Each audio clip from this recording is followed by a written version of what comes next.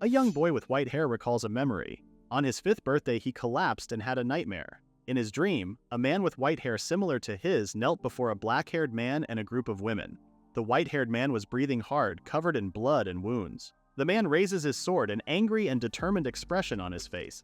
He swings it down with all his might and cuts clean down on the white-haired man's neck. The sound of cutting flesh echoes in the young boy's head as he clutches at his own throat.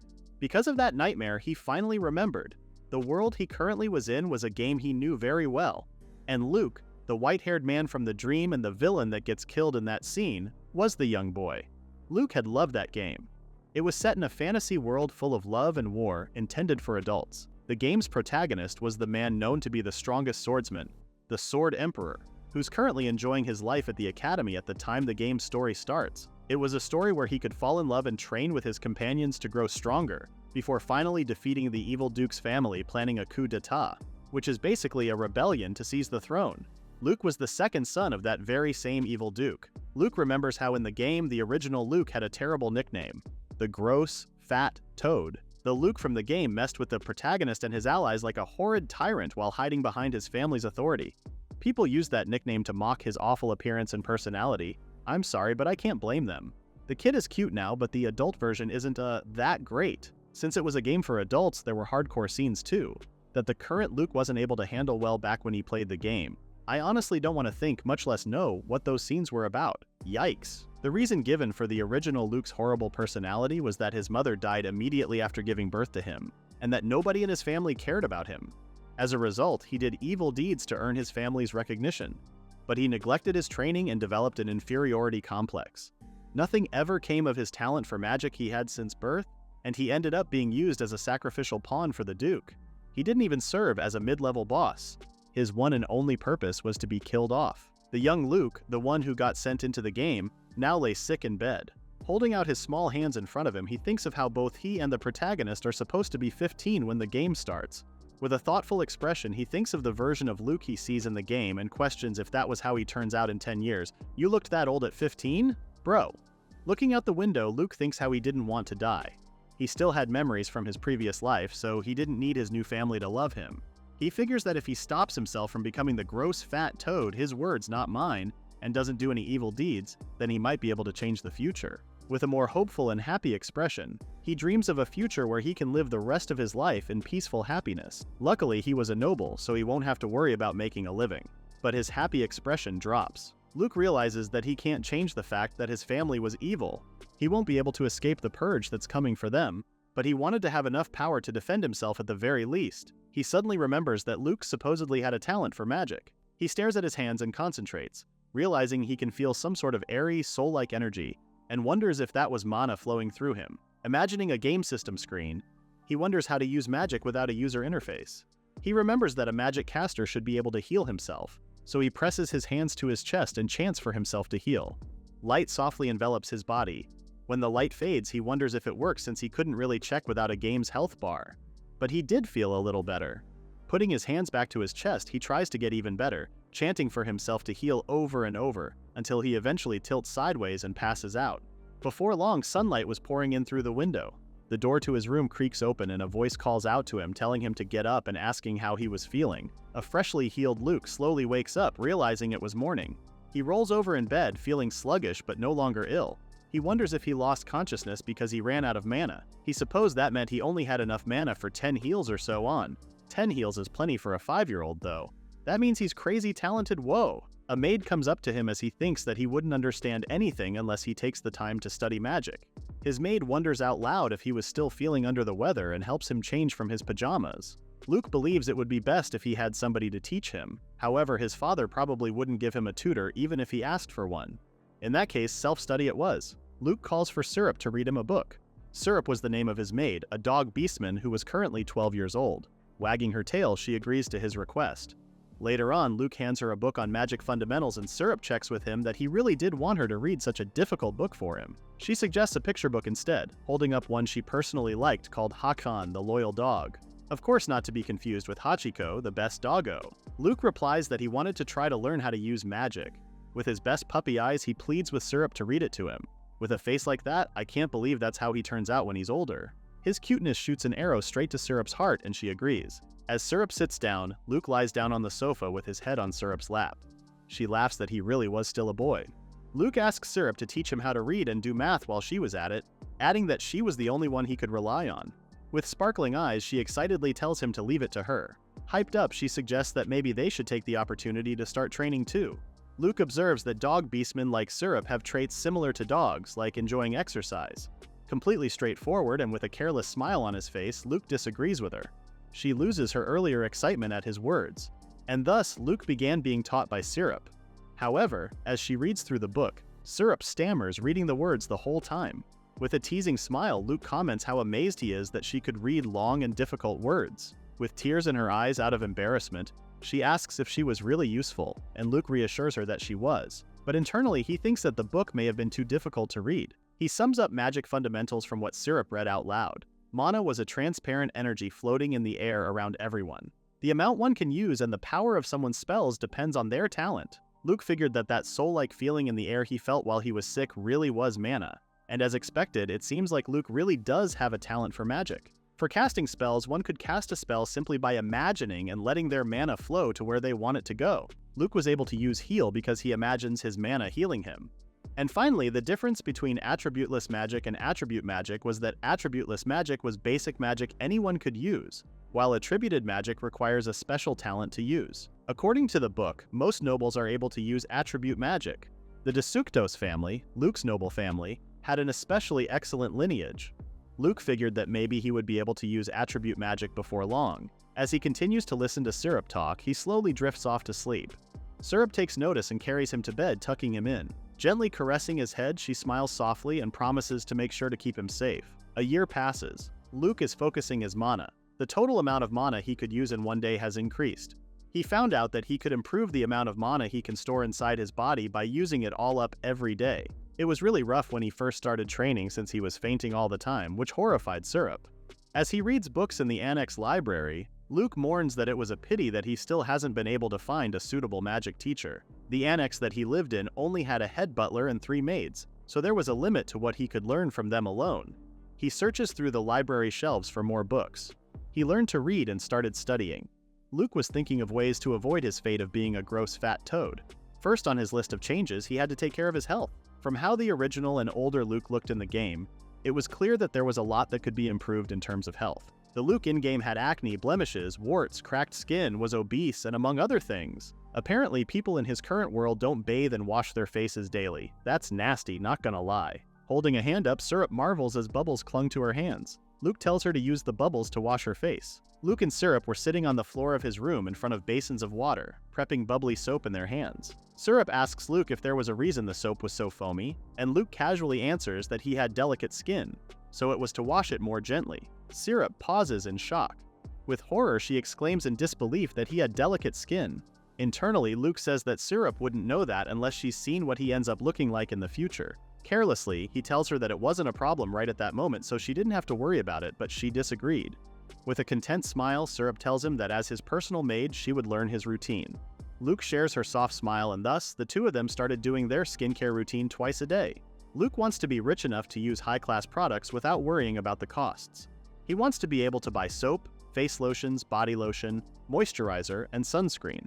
Later on, Luke uses his magic to carry a bucket of water into his bathtub, which has him multitask practicing his magic while getting ready for a bath. While in the bath at the veranda, Syrup complains that she couldn't get used to washing her body like that. Luke lets her know that he was glad that she took the time to learn how, because in a year's time, her skin will be completely smooth, and if she keeps the habit up, he's sure she'll grow up to be quite a beauty. There's a pause between the both of them before Syrup admits that she noticed that Luke's got all kinds of things in his mind. Looking at Luke, who almost seemed to sparkle, she tells him that he even seemed to look much healthier than he used to. Syrup adds that recently, the two of them had even started taking turns cooking. Luke had decided that he needed to change his diet early on. He told the head butler that he didn't need any meals served from then on. The butler was a little flustered, but agreed nonetheless. Luke seemed to always feel awful after eating, using his magic to heal himself at night. He guessed that maybe the dishes from his current world didn't just sit right with him. Ever since he started preparing dishes from his previous world that he thought would be good for him, his health improved. Enjoying his meals, it looked like he didn't have anything wrong with his digestive system. Syrup continues that he stopped sleeping in late every morning. Luke had started getting up early to fix his daily routine, making sure to go outside every day to get some sun. Syrup was happy that he could go outside now. He had started taking walks and doing some light exercise. Syrup tries again to suggest that they start training, but Luke immediately shuts the idea down with a smile. He didn't really like exercising, so much so that it was out of the question. Luke calls out to Syrup, and with a solemn expression, he tells her that he wants to live a healthy, easygoing life. Syrup repeats his words, a worried look to her, and Luke says yes. He continues that he thinks that it'll be quite difficult to live an easygoing life. Syrup asks again, confused, and Luke explains that if he only continues to eat and sleep, he'll become something terrible very quickly. Syrup is surprised and reasons that he was so cute for that to happen, to which Luke agrees, yes bro, earn your cute side. Internally, Luke thinks how he really couldn't imagine how the original Luke turned out like that. He feels like he has a lot of potential, so he'd like to grow up handsome if he could. Luke continues that eating and sleeping all day for every day would also mean he'd have a terribly lot of time on his hands. Syrup asks if he meant because he was a noble, and he answers that leisure isn't leisure if it's all someone does. I know he's supposed to be older internally, but Syrup isn't questioning why this 6-year-old was so philosophical. Luke compares how if someone went to the amusement park or the casino every day, it'd quickly become less fun, and judging how his father treated him, he was going to sacrifice Luke and leave him dead sooner or later. He may have been born a noble, but there was no safety net for him.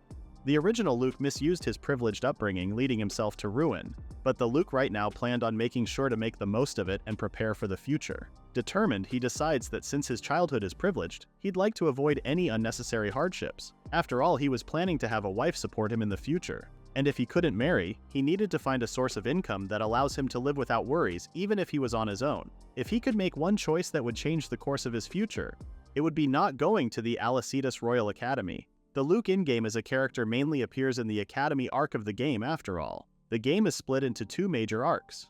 First was the Academy arc, which was focused on romance and training the player's characters, and the second was that War arc, where the player had to resolve the incident caused by the villain. Amazingly enough, this sounds like Fire Emblem Three Houses, and I can say that I understand why Luke loved the game. He strategized that mastering both arcs would be his ticket to getting ahead in life. If he didn't attend the academy, his odds of survival would increase dramatically. And yet Luke still had a reason to attend. He thinks of the game he once loved to play. In the academy, one would be able to find those very same characters, and he loved all of them. Luke smiled in excitement at the idea. He wanted to enjoy his game world as Luke, and by that he meant he wanted to be a happy slacker. Speaking with Syrup again, she gets a sneaky smile to her face as she reasons with Luke that if he wanted to live an easygoing and healthy life, then he should learn swordsmanship. Immediately, Luke shuts down the idea again, putting pressure in his words as he says that he would prefer to move as little as possible.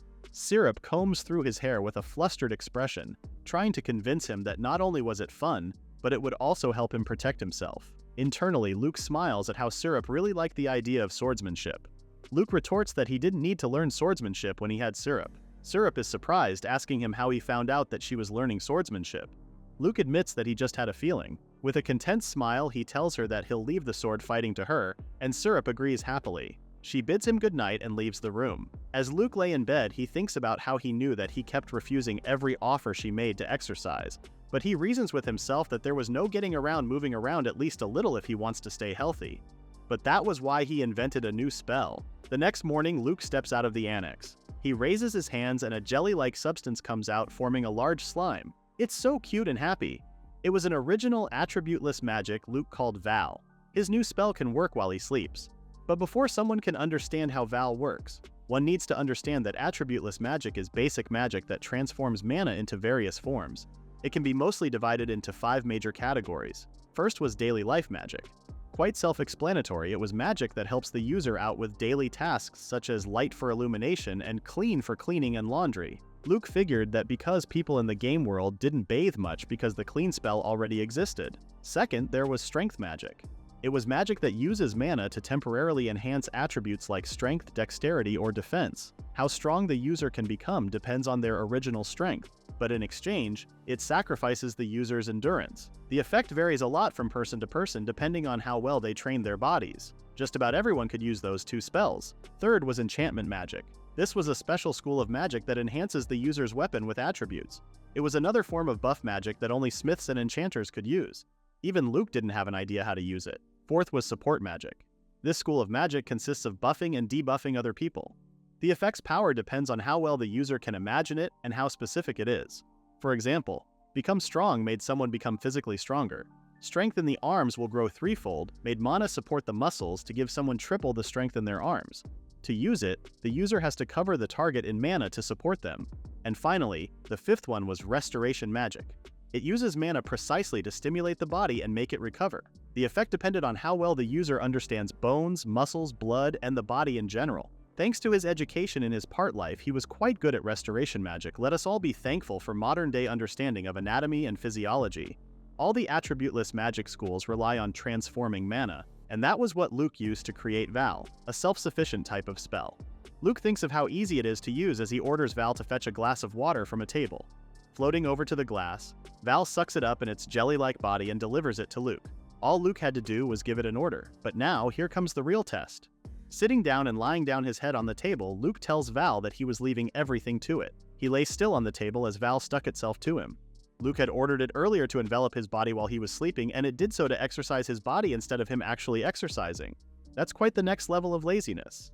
Work smart, not hard, I guess. Val used his body to run laps, practice martial arts, and do jumping jacks. If Luke can exercise while unconscious, then staying healthy would be a piece of cake. Breathing heavily, Luke takes control of his body once more as Val lets go. Luke gives Val a thankful look, deciding that that was enough for the day. Val smiles at him, proud. He heads back to the annex, thinking how wonderful it was that it can move on its own. With this tactic, he can train while remaining easygoing. Luke lay down on the sofa. Unfortunately, he got muscle aches after using Val. He looks to the table beside him, stacked with books. Everything is going well for him, but there is still so much to do. His stomach grumbles. He murmurs to himself that it's still afternoon and he was already hungry. He reasons that he did just exercise and he was still growing. Getting up in a rush, he decides that too much moderation is also a bad thing. He goes to Syrup to ask for dessert and eats it happily, reminding himself that what he was working towards was merely the life of a lazy, villainous noble. It's 5 years later, Luke is 11 years old, and Syrup is 17 years old. While Luke is sitting on a floating cushion, focused on reading a book, Syrup is dutifully standing by his side, her expression rather nervous. Luke mutters words to himself every now and then, fully content in his position, before Syrup hesitantly calls out to him. He snaps out of reading his book and turns to her. With a yell, she asks how he was floating in mid-air. Apparently, Luke had realized there's no real difference between carrying a glass of water and carrying himself, but it would be a pain to explain to Syrup since she's so bad at magic. So instead, he chooses to dodge the question. He asks Syrup if she wants to ride the cushion already sitting up. Syrup asks for permission and Luke grants it. The cushion is lowered and Luke gets off. As Syrup nervously gets on the cushion, he tells her there was no need to be scared, since he was using mana to properly support it. Once she settles in, Val begins rising up into the air. Syrup braces herself, but as she opens her eyes, she has a dazzled expression on her face. She turns to Luke, eyes sparkling as she tells him that she had never experienced anything as comfortable as that before, to which Luke is glad to hear. Syrup raises a hand and brings up the question of how come even though all he does is always reading or sleeping, his body is still so well trained. Luke had grown taller, but Syrup had also noticed when she helped change his clothes, how toned his body suddenly was. He's just 11 at this point? Bro? Luke figured that it was no surprise that Syrup's confused about that, as she's only ever seen him take walks. He tells her that he didn't mind sharing how. Syrup helps him into a more comfortable set of clothes and they leave the annex, stepping into open ground. He tells her to watch as he bunches up his mana and solidifies it into a ball, doing so as he explains, before touching his chest. Syrup flinches at the sudden shift in Luke's eyes. A burst of mana comes from him as Val takes control. Val has evolved a lot over the past 5 years. Along with his comprehension of it, he realized something new over the past 5 years of diligent practice. As Val takes control, Luke loses awareness of everything around him, including Syrup's presence. Luke had learned to master martial arts, making a succession of powerful moves, kicking the air and throwing strong punches. Syrup exclaims in amazement. Syrup asks what was going on and how he had said he always hated intense exercise. But Luke doesn't respond, carrying on with his exercises, much to Syrup's confusion. With one final punch, Luke brings his fists back close to him and breathes deeply. He lets out an exhausted sigh before turning to Syrup and asking for her thoughts. Excitedly, Syrup exclaims how amazing he is. She lightly jogs to him, telling him how surprised she is that he was working so hard, but Luke responds that he hasn't really worked hard. Syrup yells, confused, as she reasons that his movements were those of a master. She adds that she's never seen anyone who could move in a similar manner, not even martial arts. Luke laughs at her words. Holding his hand up, he shows her his mana and tells her it was a new spell he's created that he called Trace. He absorbs Val into his body and passes his memories to it directly from his brain. He had it create the movements of his favorite martial arts masters. Though he himself has forgotten the exact movements, Val is able to dig them up and mimic them perfectly. Depending on the title, Val is even able to mix in moves from his favorite fighting games and manga. That's so overpowered, what in the world? All the knowledge he has of fighting styles and their histories ended up being combined into his own personal fighting style. As such, Luke wraps up his explanation that he isn't even conscious about how he moves, so he can't say that he's been working hard. But still, he admits that he gets to train his body to grow stronger. He even gains some muscle memory, so it's quite convenient. Syrup says that the floating spell is amazing on its own, but to even invent another new spell. Syrup tells him that he's a genius, but Luke disagrees. Syrup continues to convince him, saying that he's only 11 years old and has already caught a glimpse of the mysterious abyss that is magic. Syrup is so cute and silly. Luke laughs and tells her he didn't know what she was talking about, but he chalks it up to her saying that she had a hard time understanding. Luke thought it was understandable. After all, he got all the knowledge from his previous life and he still doesn't really understand how it works. Stepping back into the annex, Luke tells Syrup that he was tired from the workout and she offers to prepare a change of clothes for him.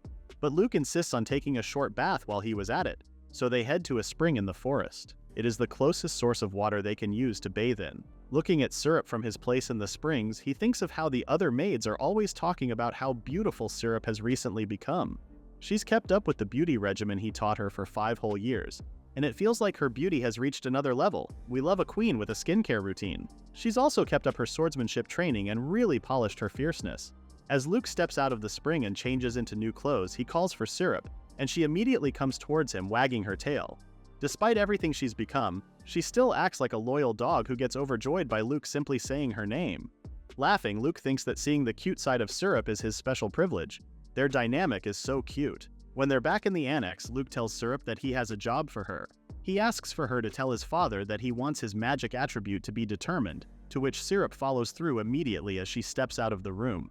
Back in his floating cushion, Luke leans back with a content smile, looking forward to his guest. Attribute magic, where someone can use the attribute they were born with, is called the power determined by God in this game world. If somebody tells a magic user what it is, that user will be able to use their attribute. The Ministry of Magic of Elesidas would be the one to determine it. They manage all attribute spells in the kingdom. It's a place where only the greatest of sorcerers of the world gather, meaning that someone belonging to that elite group will be coming to tell Luke about his attribute, which is a privilege granted to the nobility. Apparently it seems that some people didn't have attributes. But Luke casually leans back with an easy smile, thinking how he didn't have to worry. Even among noble families, the Descustos family all have especially excellent attributes. His stepmother has rock, his older sister has seduction, his older brother has iron, and finally his father has sand.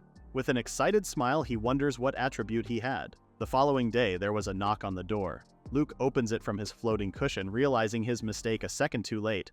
A man enters, exclaiming at the sight of a beautiful girl riding a floating cushion.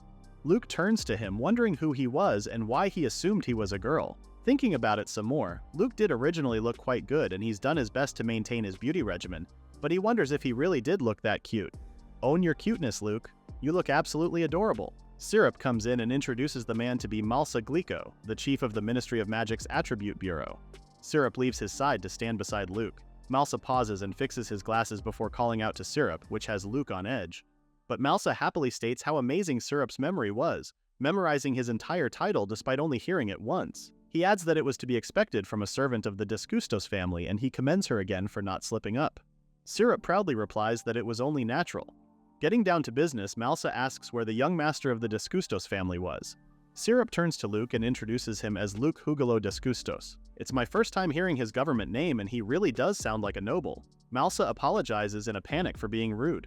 Luke thinks back to Malsa's words and wonders if he really did just praise her. Civil man was anyone who isn't a demi-human, a beast man of the spirit races, or a demon. The state church holds the doctrine of civil man supremacy, which teaches that everyone but the civil people should be scorned. Does that mean Luke being assigned with Syrup is supposed to be another way that he was being disrespected in his own household? That would be crazy. Luke thought for a moment that Malsa would berate her and prepared to take action, but he's sure that Malsa isn't a bad person. He hops off of the floating cushion and heads over to Malsa. Luke calls him Malsan, which is both a good pun and very cute. Holding out a hand, Luke tells him to just call him by name. With a warm smile, Malsa shakes his outstretched hand. They sit down on sofas across from one another as Malsa tells him that they were starting. He asks Luke to close his eyes, and as he does so, Luke hears a sigh of relief. He wonders if Malsa was nervous. Malsa raises a wand. Sleep and sloth. Luke's eyes widened as he heard him say those words. The moment Malsa did so, the attributes inside of Luke came to be. Or it would be better to say that he realized something he'd always known. With a joyful expression, Luke mutters how amazing it was. He tells Malsa that he really does suddenly understand what kind of magic he could use just by saying the attributes. Malsa explains that among attribute magic, there are certain unique ones called rare magic. Both of Luke's attributes would be classified under rare magic. Our boy truly is special in every way. Malsa continues that usually all attribute magic is recorded and made publicly available, but they had a custom of keeping rare magic secret. He asks whether it was fine with Luke if they recorded his abilities simply as magic that influences the human body, to which Luke agrees. Luke asks if there were other ways to utilize his magic since there were only simple ways of using them popping in his head. Malsa answers that everybody has certain spells they're more suited for than others, regardless of attribute. He says that Luke can improve his abilities by researching his attributes and saying that it's the only way to master magic. With a determined smile, Luke tells Malsa that he would keep in mind as he starts training. Malsa smiles at Luke's enthusiasm, but he's knocked out of his thoughts when Luke speaks again. He says that he's quite surprised that appraisal magic was a thing, which makes Malsa flinch. In a panic, he asks how Luke knows about appraisal magic.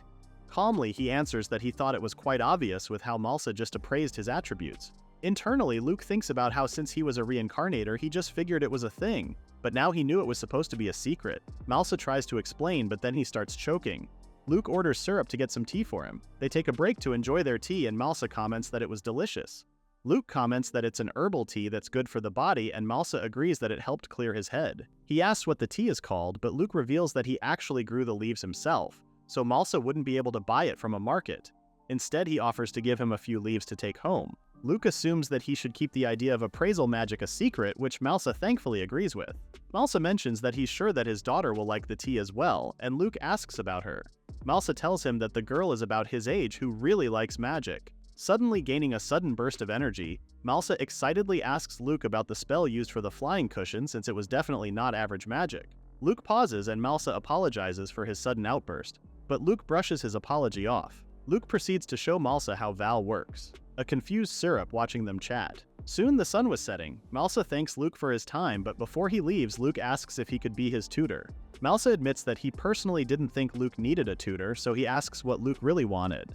Luke explains that what he was looking for was someone he could write letters to ask for answers to questions about parts of magic he didn't understand. Malsa clarifies that he wanted to be pen pals, and he smiles, interested in the idea. Luke excitedly asks if he was agreeing. Malsa asks in turn if it was alright for him to ask Luke questions in turn. Luke readily agrees, although stating that he might not be able to answer all of them. And with that, they had a deal. Luke finally had a tutor. Thanks to Malsa, he grew quite knowledgeable about magic. In contrast to attributeless magic, where the user can transform mana freely according to their imagination, attributed spells have certain rules they must follow depending on the attribute. Appraisal made Luke realize his own inherent magic. Inherent magic is what they call the basic spells of their attribute. For example, the beginner spells of fire are Pilot Light to produce a flame, Fireball which tightens and solidifies mana, and finally Fire Arrow to fire the solidified mana. The rest is all up to the user's own knowledge and practice. Luke's attribute Sleep has 3 inherent magic spells too. First is Sleep, which puts a target to sleep. The effect varies depending on the amount of mana the user injects, as well as the target's resistance, so the user can fine-tune it to some degree. Second is Sleep Timer, which allows the user to define the period of sleep through touch. The affected target won't wake up for the designated period no matter what happens. And finally, Sleep Delete, which allows you to forcefully dispel any sleep magic. Magic can be defended against through magic resistance and defensive magic, but if they don't know about it, Luke can put people to sleep before they understand the situation. If he uses Sloth too, he's sure they'd have no idea what's going on. His powers are really scary when you think about it. He can knock you out and stab you and you wouldn't know. Excitedly, he thinks of how both of his attributes are so amazing they might as well be cheats. You got that right, Mr. basically won the magic ability lottery. But if there was a fire arrow, Luke wanted there to be a sleep arrow too. If there was, he would be able to put people to sleep even from a distance. He grins as he thinks about putting a teacher to sleep and being able to skip classes as much as he wants. With the letters from Malsa on his lap, he thinks of the non-ending different spells he wants to experiment with. He gets up and stretches, happy at the thought that no amount of time would be enough to test everything out. Luke continued training hard under Val's guidance. He's gotten into the habit of giving Val control of his body and practicing all morning. It clears his head so he can focus on his magic experimentation. Val leaves his body once more as Luke finishes his daily workout. The moment it does so, Luke's stomach lets out a loud grumble, so he decides to make some food for himself. However, Syrup must have heard him, or his stomach in this case, because she calls out from the annex entrance if he wants her to make him a meal, and he agrees. Luke enters the annex as Syrup heads to the kitchen. Internally, he thinks of how he still cooks for himself with memories of dishes from his last life, him and Syrup taking turns in the kitchen. But although Syrup is perfect at any maid work she does and her meals are perfectly edible, I love that it says edible, not delicious. The food she creates still really lacks attention to detail. If the questionable presentation to them was any sign of it, Luke thinks he'll leave talking about it until later. He can feel his worries growing throughout the years, and he was only 11 years old. He strolls out of the annex again with a towel and change of clothes in hand, wanting to take a bath to wash off the sweat while Syrup prepares his meal. Back in the springs in the forest, Luke hears voices within the forest as he bathes. He surfaces from the water, wondering what was in there when nobody usually comes there. He hears a small voice say that they were about to die all alone in the woods without a soul in sight. Luke internally wonders at her words. Since the place wasn't really dangerous, maybe the child was lost. As he dries off, he calls out to the voice in the forest asking who it was. The figure in the forest flinches, wondering out loud why there were people in the forest. Luke finally decides to enter the forest and peek behind a tree to see the lost child. The girl screams, flustered at the sight of Luke still half naked from his bath. Completely reasonable response. Please go on. The girl continues to spiral in shock, her face completely red as she stammers through her words. Meanwhile, Luke, quite oblivious to the girl's panic, comes to the conclusion that the girl was a guest from one of his sister's tea parties. Apparently, his older sister was inviting noble ladies over to expand her clique. He forgot that the party was being held that day. Calling out to the young lady, he asks her directly if she was a guest of his sister Iris. The girl's expression quickly morphs to adoration at the thought of Iris, before she realizes that Luke implied he was her younger brother. Drying himself off, Luke properly introduces himself, and the girl shrieks. She takes multiple steps back and kneels low, introducing herself as Karen C. Caribbean, daughter of Count Caribbean, 12 years old. I can't believe her name is literally the Caribbean Sea. With a warm smile, Luke comments that he found her funny. She's completely dazzled by his expression. Completely reasonable reaction part 2. Luke kneels down holding out a hand for her to grab as he asks her if she can use attribute magic. They both stand up, Karen saying that she can use magic and she really likes it. Luke asks to see her attribute magic. Leaning down, she lifts her skirt a bit and produces a heart-shaped pouch that produces a ladle. Weird place to keep your stuff, but I'm not about to judge. She continuously pulls out object after object, from a plate of vegetables to plates and other cutlery. As she's doing so, she awkwardly tells Luke that she'll show him his magic shortly, so she asks him to put some clothes on first. Leaving to do just that, Luke thinks of Karen's pouch. His curiosity piqued at how it seems to be a magical pouch that can store a ton of things. Karen raises her knife as she tells him about her attribute magic. Her magic was cooking. She cuts through vegetables at a quick yet precise pace, mixing and cooking with skill before topping them off with seasonings. Tasting her creation, Karen makes a satisfied expression. Plating off the dish, she presents a spiced moon rabbit soup she prepared with only ingredients she had on hand. Luke, now fully clothed, takes out a spoonful of the soup, relishing how it smelled delicious and wondering what's different about food cooked with attribute magic. He takes a mouthful and completely stops, his eyes growing wide, internally exclaiming how crazy delicious it is.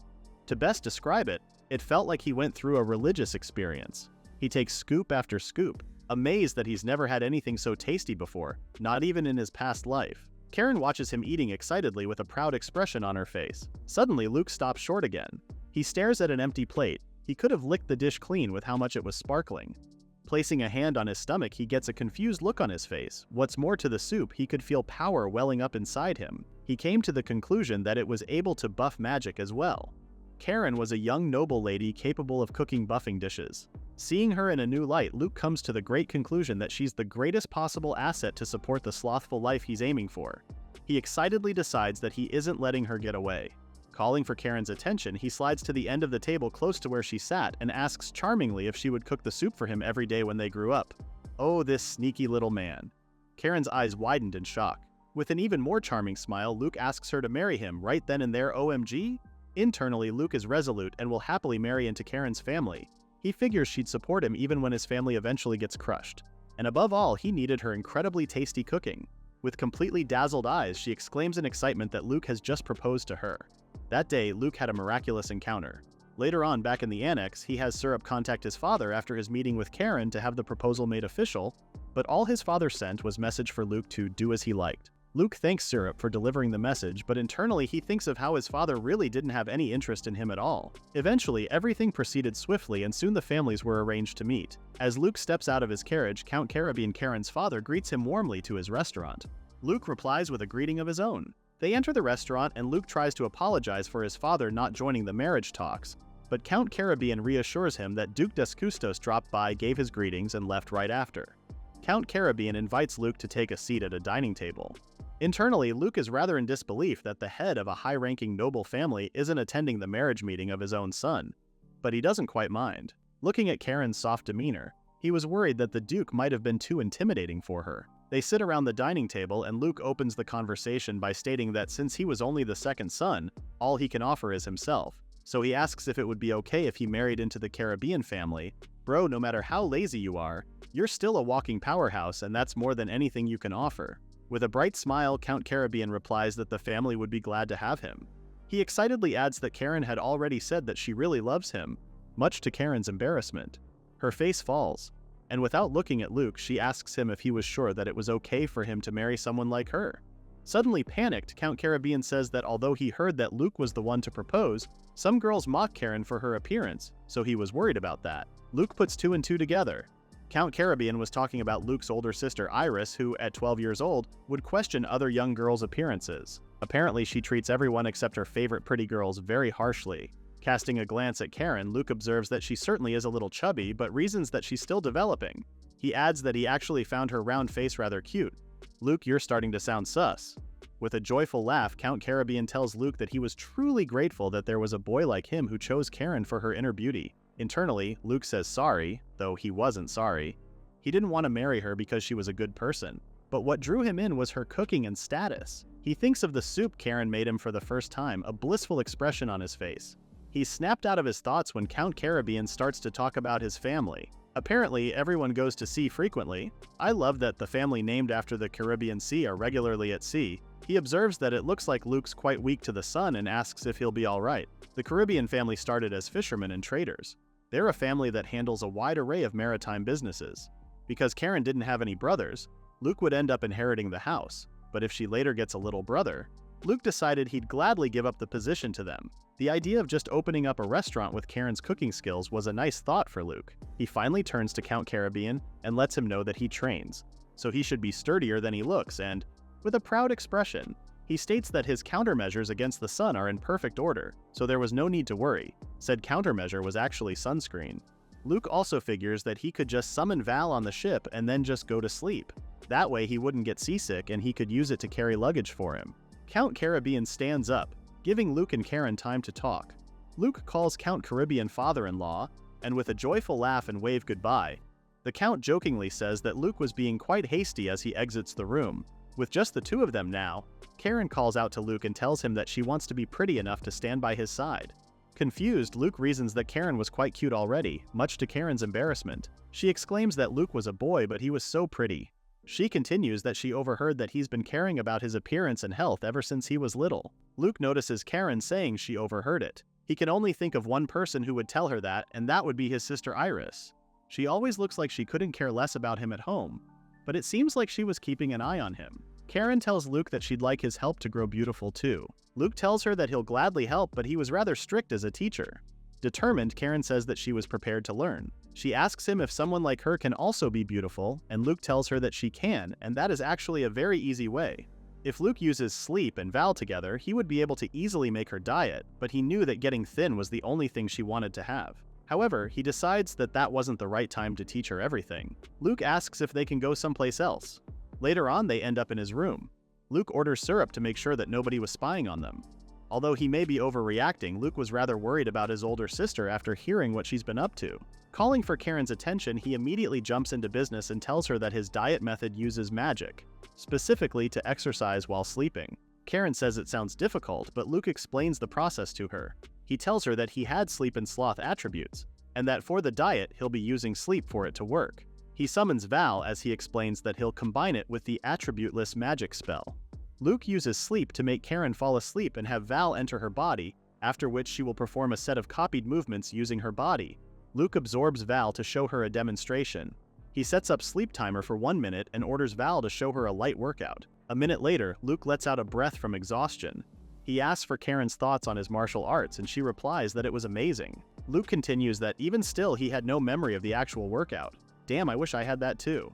Karen nervously asks if she's able to do that too, and Luke replies that all she had to do was let Val handle the rest. He encourages her to try it and she agrees. Sometime later, Syrup helps Karen change into more comfortable clothes. While she does so, Luke asks Karen if she was good at exercising. She replies rather sadly that she was bad at it, which is very relatable. She peeks behind the room divider with a hand over her muscles, telling Luke that she was quite strong. Luke suggests a light exercise first so her body could get used to it. An hour later, Luke greets her with a good morning and asks how she was feeling. Lying down on a sofa, she cracks her mouth open before stammering out that she was exhausted, sweat pouring from her face. She couldn't believe that what she did was just a light exercise. Oh, this poor child. She squirms on the sofa, her whole body in pain and unable to move. Luke comes forward and uses healing magic. While he does so, he recommends that they stick to basic exercises for the meantime so she can build her stamina, although she'll still feel some muscle pain. With a smile on his face, Luke tells her to hang in there, and Karen, with tears in her eyes, replies shakily that she'll do her best. I can already tell these two are going to be a riot as a married couple. As Karen gets up and stretches her body, Luke starts explaining his beauty regimen. He holds up a bunch of soap and to foam it real good. Karen asks if it can even wash away dirt if it's all foamy, but Luke reassures her that the soap will absorb the dirt. He warns her not to rub it on too harshly or it'll hurt her skin. Karen follows his instructions, making sure to rinse her face properly and remembering to take care that she doesn't brush against her face whenever she touches it. After that was makeup. Karen was brimming with curiosity and quick on the uptake, so Luke found it satisfying to teach her.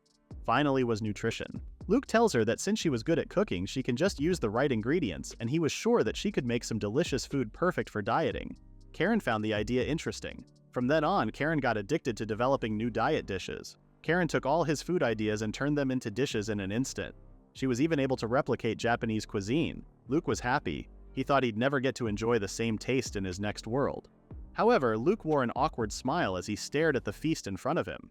Karen had made way too much. Rather guilty, Karen admits that there were just so many dishes she wanted to try making. Luke tells her that no matter how healthy the food was, it still wasn't healthy to overeat. Karen tries to reason that she couldn't throw the food away either. Without really thinking about his words, Luke suggests that they donate the food to a nearby orphanage. Karen claps her hands in excitement, thinking she can research her cooking and give anything they couldn't finish to the orphanage. She loves the idea, but Luke isn't too keen about it. He honestly looks like he hates it. Since then, Karen tried making even more dishes and took turns distributing them at different orphanages every day. Luke asks if she was going to an orphanage again that day, and Karen smartly replies that he was the one that gave her the idea. Luke tags along, but the entire time he's thinking of wanting to laze about at home. As they enter the orphanage, he observes that they were rather unhygienic, so he couldn't get used to them. Not to mention that even if someone used clean, it still wouldn't completely clean the building, and there are many orphans who can't use magic and thus couldn't clean themselves. The orphans come rushing towards them, or more like towards Karen, but another orphan calls for Karen desperately. Bowing low, she begs for help because her brother fell down and wouldn't wake up.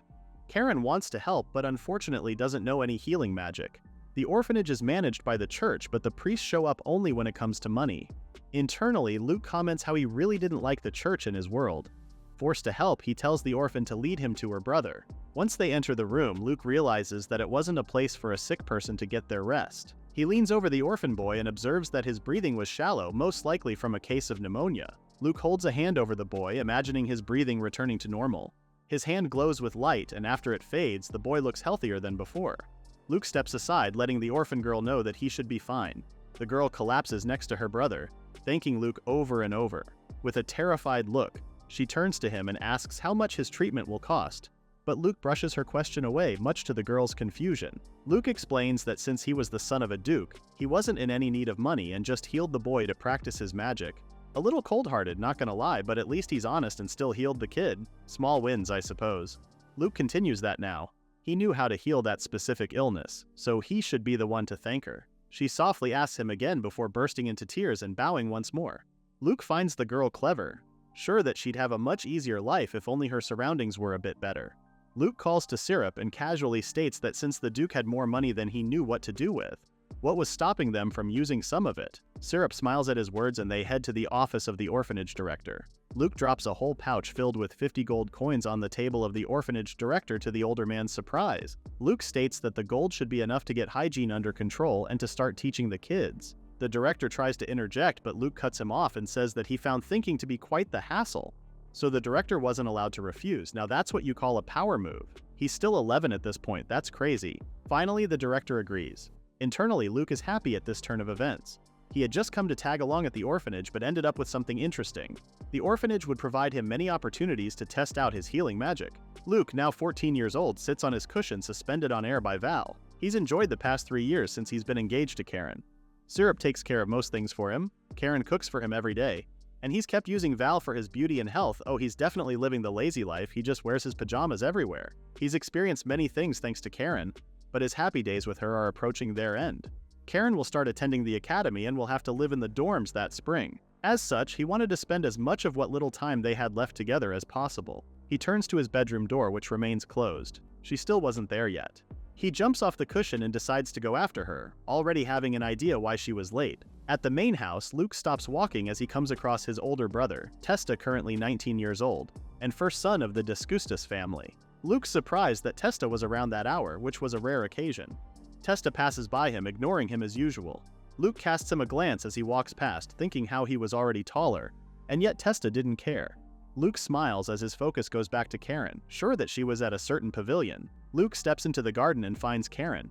Her diet's been a great success, and she's now regarded as a beauty well known for her appearance and femininity. Rightfully so, she looks absolutely pretty, OMG. Luke comes closer and greets his older sister. With a brushback of her hair, Iris greets him and asks what he was doing there. He responds that he was going to borrow Karen, and Iris gets an annoyed look on her face.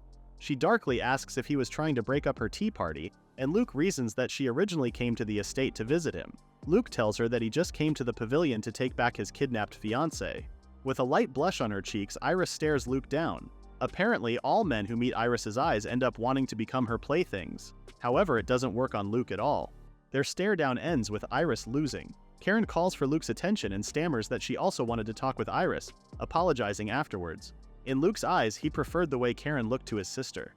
Luke takes a seat beside Karen, reassuring her that it wasn't her fault. Casting a glance at his sister, he asks her if she hasn't had enough fun. Karen is stuck in between them as the siblings argue. Iris looks away, her face hidden behind her fan, and yet the blush on her cheeks is obvious. She urges Luke to leave them alone and that he'll be able to talk with Karen as much as he wanted in the academy. Luke tells her she was being unfair, and reasons that he won't be starting until he goes to the academy the following year, so he couldn't want until then. Karen blushes as she says that two beauties are fighting over her.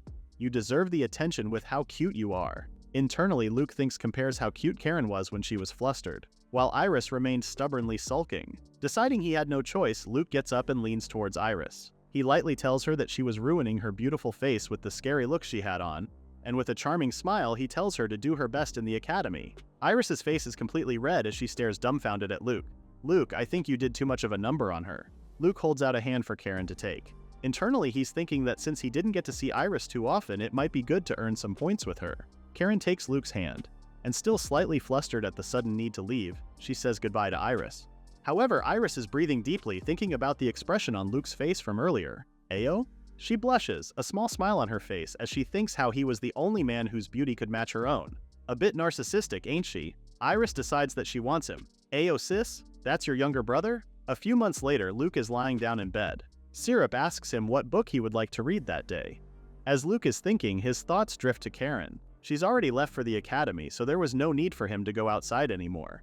Syrup was always the one who did the shopping, and whenever he wanted something, Luke could just call for merchants to come to him. He didn't have any friends other than Malsa, so there was nobody for him to meet.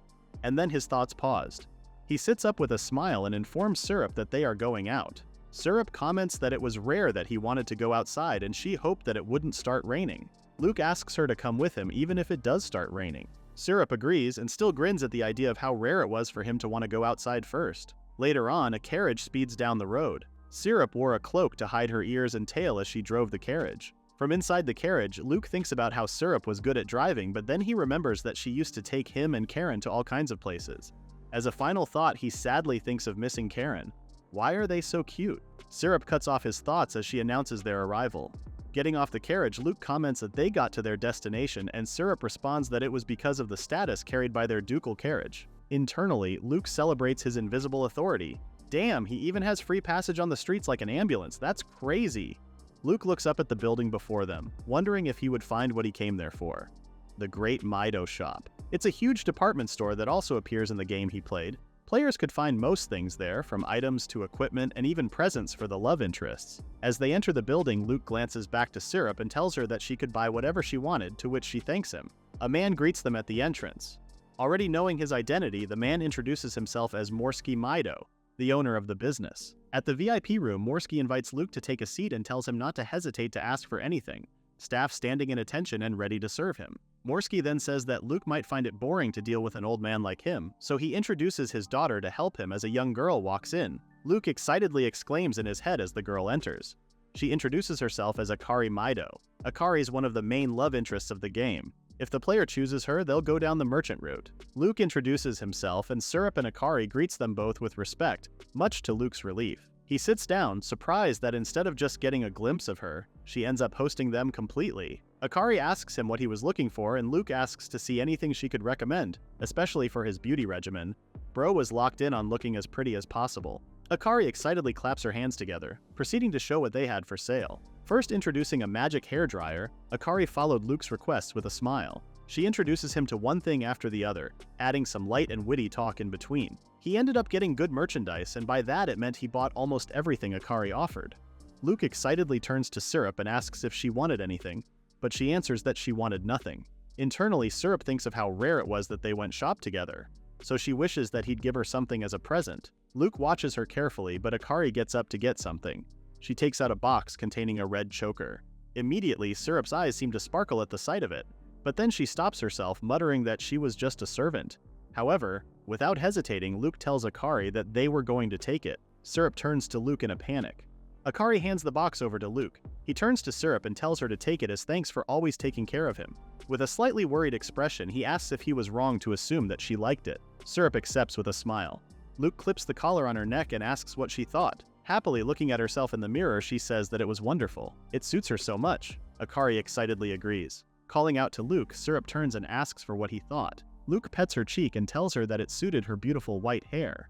Syrup is pleased with his words and grins while Luke wears a similar happy smile, glad that she likes his gift. As Luke sits back down on the carriage, Akari thanks them for paying a visit. Luke finds the trip satisfying and decides that maybe doing similar activities every now and then wouldn't be a bad thing. After all, he has to leave home and go to the academy by the following year, so he had to experience the world outside a little before then. Not only that, but he wants to resolve himself before leaving home and face the reason the original Luke ended up as the gross fat toad. I make jokes about the original Luke a lot, but no one is more traumatized by him than the current Luke. He changes clothes and lays back down in bed. He already has a good guess on why the original Luke ended up that way, but he still has to face it. He frowns, thinking what a pain it was that the slothful path really is difficult. There was something that always bothered Luke, and that was the original Luke's face and figure. Luke couldn't understand how he turned out like that. It was hard to imagine given how he looked right now. Staring at his own reflection, Luke thought how he started off so well put together. Is a hedonistic lifestyle really all it took to go from the current Luke to the so-called toad in the game? Luke suspected that the food of the game world wasn't suitable for his body, but that didn't seem to be the case. The ingredients are the same. Luke also looked into the possibility of allergies or a weak constitution, but despite all that, he still hasn't come up with an answer. He contemplated food preparation and ingredients before he got the brilliant idea of asking Karen. As such, his first source was Karen. Based on Karen's letter, she says that the ingredients with the properties he describes are almost exclusively toxins. Luke keeps reading the letter. Apparently, they can be used medicinally, but depending on the methodology, it can alter bodily processes or even produce lethal effects. Luke frowned. In that case, it might be able to explain a bizarre change in appearance. He thought it was worth looking into. His second source of information was Syrup. She repeats Luke's question, which was what he was like when he was little. She answers that until he was 4, he ate and slept a lot. He was a cute child. Completely agree. He was a tiny angel. Luke asks if there was anything off about him physically, but Syrup tells him that besides when he said he had delicate skin, he was completely fine. Syrup continues it was that reason why she was so surprised when Luke collapsed. All the other maids in a frenzy. With a joyful expression, a young Luke had been so delighted while enjoying his birthday dinner up until then. Her head lowers as she says that his condition was unstable for about a year, making Luke remember that he ran out of mana and collapsed a lot around that time. Syrup concludes that he only got better around the time he was 6. Luke asks who prepared his meals for him back then, and Syrup answers that they used to have a chef, but he was forced to retire after the birthday dinner, then the steward took over after that. Coming to a conclusion, Luke figures out that the head steward was the one who poisoned his meals. He finally found his answer. Later on, Luke closes the curtains and turns to a chair in the middle of a room. Sat in the chair, blindfolded and gagged, was the head steward. Luke greets him calmly. He begins by saying that he's been doing quite a lot of thinking. Much to the steward's confusion, Luke goes about saying why the original Luke was known as the gross fat toad, and if he had grown up normally, he should have never gotten to that point. With a cold look to his face, he thanks him for making Luke's food every day, but unfortunately, it never quite seemed to agree with him. He summons Val and takes a comfortable seat. The food most likely didn't work for him because there was someone trying to poison him. The steward flinches before trying to explain himself, but he remains gagged, his words muffled. With his magic, Luke rips the blindfold and gag from the steward's face. Immediately, the steward reasons in a panic that he was assigned by the Disgustos family head, or Luke's father. Luke walks closer to the steward. He figures it must have been hard for the steward when Luke refused to die and ended up getting even healthier. Luke guesses that no one cared enough to get their hands dirty, not to mention that no one knew that he could use healing magic or that he was neutralizing the poison with it the whole time. He asks directly if the steward was the one poisoning his food, and with a shaking voice, the older man apologizes in fear. Luke is surprised that he admitted to it so quickly. He found his response boring. He would have been more eager for revenge if the steward put up more of a fight. That's cold, Luke, damn. Luke states that he'll forgive the man and he picks up his head with hope. But then Luke raises an arm. He would forgive him only after a little punishment. The steward tries to step back in fear, but Val locks his wrists into place. Luke tells him that he won't kill him, he'll just be his test subject for his magic. He summons a magic circle. The steward is enveloped by magic as Luke grants him the gift of sloth. The steward's stressed face slowly relaxes. Luke thinks aloud to himself with curiosity, seeing sloth used on a person for the first time. He tells the steward to go back to work. Luke walks away, not clear to him that his enemy is Duke Disgustos. The Duke probably won't care if he fires service workers like the head steward. But if Luke ends up provoking the Duke's hostility, he'll be in all sorts of trouble. In that case, Luke decides to incapacitate the Duke's pawns, powerless, but still alive. As he arrives back in his room, Syrup asks where he went off to. Luke collapses on his cushion. With a charming smile, he asks if she would be happy if he was going to the academy. Syrup asks, confused if he was planning on not to because she assumed he was attending. For Luke, there was a good chance that he'll be killed at the academy, so not going was a plausible choice. Luke pets Syrup's cheek as he tells her that his path forward has always been decided and he wouldn't be with her anymore if he went, so he was still thinking about it. Syrup leans into his touch, stating that if it was possible, she would be happy to remain by his side. Internally, Luke thinks that as long as his house is no longer safe, he has no choice but to move if he wants to protect his life of leisure. I gotta respect the consistency of chasing his dream. Luke plans to help the protagonist from the shadows, set the table for the conflict between the royals and the nobles, and just like the game, he'll crush Duke Disgustos, the leader of the nobles. It should be the easiest path with the highest survival rate, but the fact that this is the world of a game he loves hasn't changed. He was realizing again what a difficult character he's been reincarnated as, but he hopes that afterwards he'll still have a sense of satisfaction. Luke's dedicated to playing the role of the character Luke for all it's worth. He smiles, he isn't about to sit back and let himself be killed. Time passes and it's 1 year later. Syrup bows as she wishes for a 15-year-old Luke to take care of himself as he steps away from his carriage.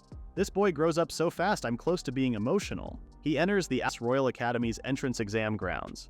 The entrance exam involves 3 tests: magic, practical, and the examinee's subject. Apparently, the top performers in each subject are granted scholarships regardless of their identity.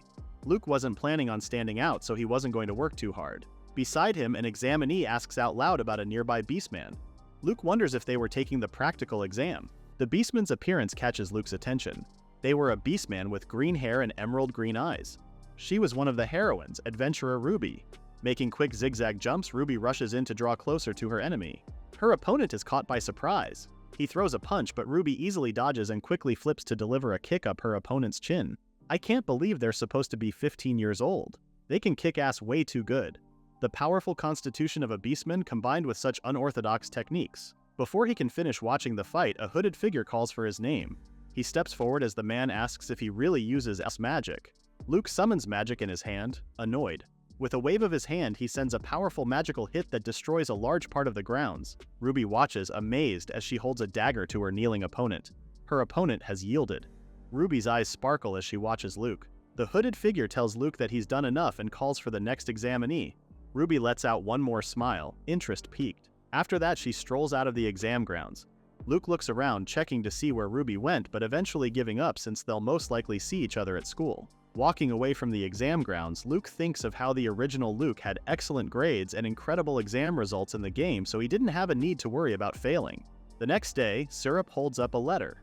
They open it, Syrup's face excited as they read that Luke was accepted into the academy. Finally, Luke's adult romance strategy simulation is beginning. Luke knows he's the one saying it himself, but he's beautiful. He stands before a full-body mirror and strikes different poses. A normal school uniform shouldn't look that good on a person.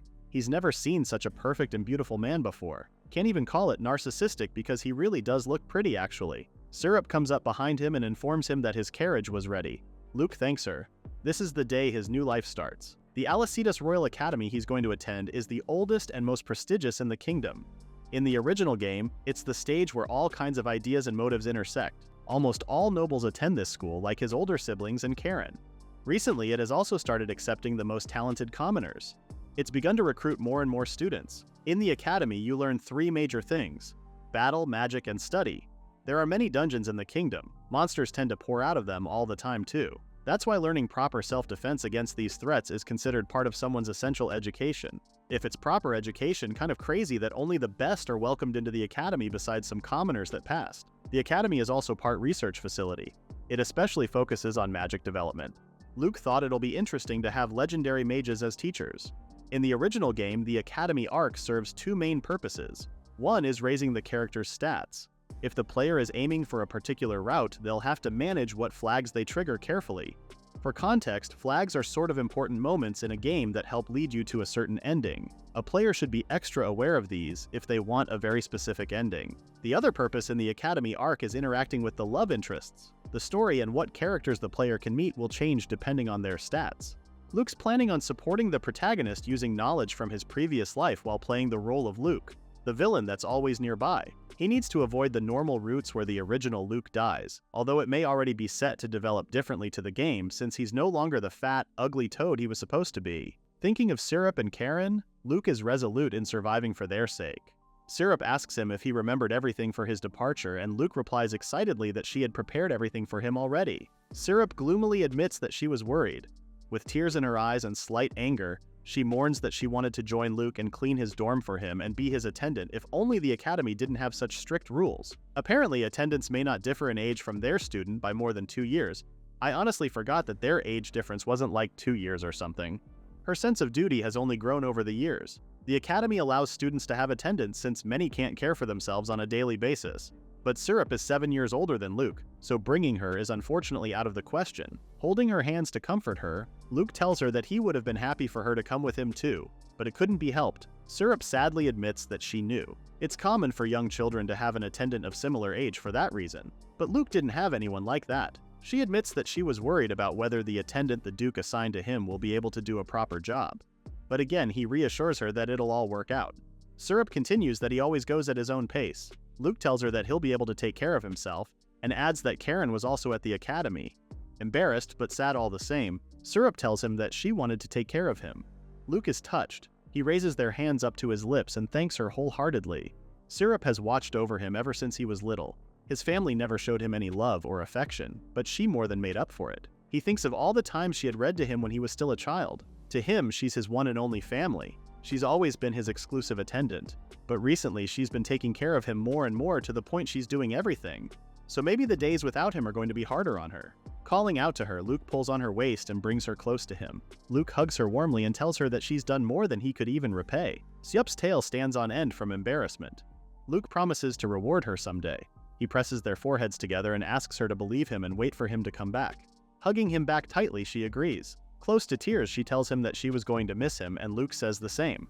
Their relationship is so soft. Later on, Syrup and Luke are sitting on his floating cushion. He promises that he'll have a chance at the end of the year to return to the annex, so he asks her to endure it until then, and she agrees. Luke pats her head and asks her to take care of the house for him while he is gone. Syrup tells him that she'll be counting down the days until he returns. He and Syrup wouldn't be together for a little while, but he thinks that he wants to treasure Syrup after his time at the academy comes to an end and forevermore.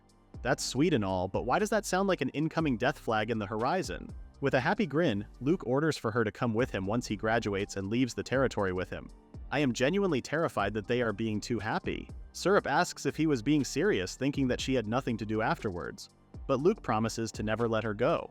Syrup excitedly replies that she feels the same. Luke suddenly says that if it was fine with Karen, he wanted all of them to be a proper family. Syrup blushes before agreeing. Internally, Luke thinks how cute she is when she fawns over him. He truly loves her, and I'm truly scared for them. And now, it was time for the next chapter in Luke's life. Syrup calls out to Luke as he enters the gates. She gives him one last bow, at least for the meantime, and tells him to have a nice stay. Luke grins at her one more time, waving goodbye. Luke arrives in the academy's main street. Near the dorm reception, Luke thinks about how he was supposed to meet fellow new students, but instead he was being tailed by a girl. She asks how to refer to him, and Luke politely asks if they've met before. Confidently, the girl says that she immediately knew who he was from the description his father gave. She apologizes for the late introduction. She was the daughter of Baron Malsa Glico, the director of the Ministry of Magic. Her name is Libra Glico. With a grin, Luke recognizes her as Malsa's or Malsan, as he called his pen pal and tutor daughter. The only parent of a love interest he knew was Morsky, father of Akari. But now he found the sudden connection interesting. Luke's been on guard because she's the attendant his father arranged, but this changes things. Libera tells him to just call her by her name instead of using any honorifics. Shifting the subject, Luke remembers that she liked anything to do with magic since that was what Malsa said. Excitedly, she replies that she loves magic, even saying that she wanted to get a job at the Ministry of Magic in the future. But slowly, the smile on her face fades as the words leave her lips. Luke assures her that he knows she'll be able to do it. Surprised, Libra tells him how people usually just make fun of her when they hear a girl wants to join the Ministry of Magic. Luke is confused because he thinks she's talented and she worked hard at magic, so he reassures her again that he thinks she'll be fine. With a grin and a blush on her face, she thanks him for his kind words. Shifting the topic once more, Libera states that she'll be taking care of him as his personal attendant from then on, but Luke brushes her off, telling her that he can take care of himself just fine. But Libera continues to push him, saying that she wants to take care of him and that she wants to be closer to him. Luke wonders why she needs to be so close to him, but when he hears Libera say that she found his magic to be an art form, he realizes why. He remembers that Libera was a magic maniac. In the original game, Libera is a witch the player encounters when they raise their magic stat. She's called a witch because her love of magic goes too far and it often leads to trouble. Luke decides to change the subject. He tells her that they'll get around to talking about magic later. First, they need to finish the dorm application, but Libera cuts him off and assures him proudly that it was already over and done with. After all, she couldn't bother him with paperwork. Luke pauses, thinking that she was being too enthusiastic. In that case, he suggests that they talk about magic with the time they have left. Eager, they go to a place where they can drink tea. As they sit in an area with seats perfect for enjoying food later on, Luke makes a comment about how the tea smells. Libera tells him it was the most suitable tea to accompany discussing magic. It was the tea leaves that Luke made. With a smile, he asks her if she found it delicious. She thanks him for always sending them some. Fixing her glasses, she says she wants to jump straight into the topic. She asks if she could give her personal opinion on his original spell, Val, to which Luke agrees to. "You just opened the floodgates, Luke." Before he knew it, she was going on and on about her thoughts on attributeless magic. Luke wonders if it was because of Malsa's influence that she was mostly focused on the topic of attributeless magic. Despite this, Luke leans forward, finding it interesting that she seems highly knowledgeable about all aspects. As Libra finishes off her thoughts on Val's potential, her eyes are shining at the thought of what else Luke will be able to do in the future. Luke smiles, thinking how she was just like Malsa, but also because he thought she might be a good research partner. They continue their conversation with the time they have left before Libera notices that the other students around them are starting to get up from their seats and heading in one direction. She starts packing the tea set she had with her, stating that it was almost time for the main event of the day. They enter the Magic Academy Great Hall for the entrance ceremony. As they enter, Luke takes the time to look around. He recognized some faces as he looked around, such as Akari and Ruby among them. Suddenly, he catches sight of black hair from the corner of his eyes. Memories of a familiar dark-haired man and an ugly white-haired man, battered and bruised on the floor, come to his mind. For a second, his thoughts are a mess as he thinks of a sword swinging down. Luke watches as the boy smiles, realizing who he was. The black-haired man stops talking to the person with him, catching sight of Luke from across the room. His soft look turns harsh and confrontational as he glares daggers at Luke. Luke couldn't help but have a really bad feeling. He frowns. That should have been the first time they've met, but it didn't seem like the same case for the young man with black hair.